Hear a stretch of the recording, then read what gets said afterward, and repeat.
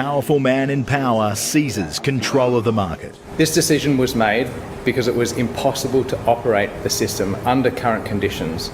At 2 o'clock this afternoon, the Australian energy market operator suspended the market that sets the price of power on the East Coast.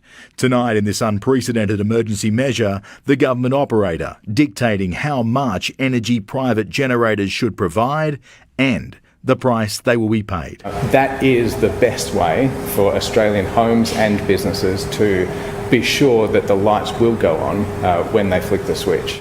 But tonight, a warning for New South Wales. A number of power generators withdrawing their supply and threatening blackouts. The Australian Energy Market Operator has asked people to consider their electricity usage tonight between 5:30pm and 8:30pm, where it's safe to do so. This really does make us a laughingstock. I mean, I can't think of any kind of first world nation that has ever really done this. It's just, it's extraordinary.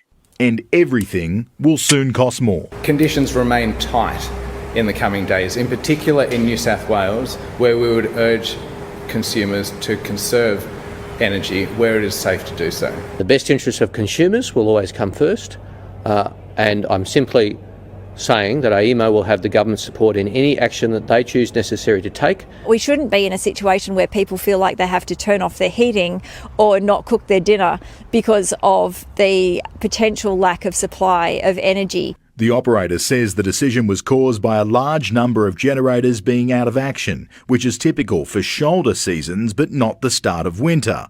Planned transmission outages, periods of low wind and solar energy output, a number of ageing coal-fired power stations suffering breakdowns, and the early onset of cold weather increasing demand. I think what we're seeing is very challenging times. The problems compounded by demand peaking in the early evening when wind and solar power is least reliable and effective. Tonight, major generators are in crisis talks trying to work out what this ruling means for their businesses and their future, with one saying, "We're in uncharted waters." In what world would the private sector ever willingly come into this market without an absolute underwrite from a government? Why would anyone come here and make those investments? Our assets are all operating, but I think a little bit deeper to that is that we've got to be able to secure the fuel supply. What we're doing is focused on making sure that we get through tonight. Charles Croucher, 9 News.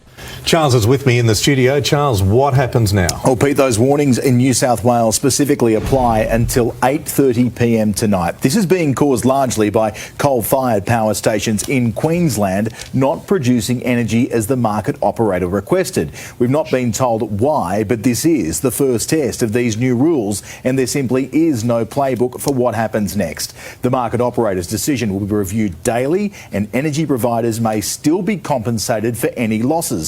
Ultimately, that compensation would likely result in higher costs for consumers. A lot of uncertainty tonight, Pete, but one thing we do know is that markets hate uncertainty. Indeed. Charles, thank you.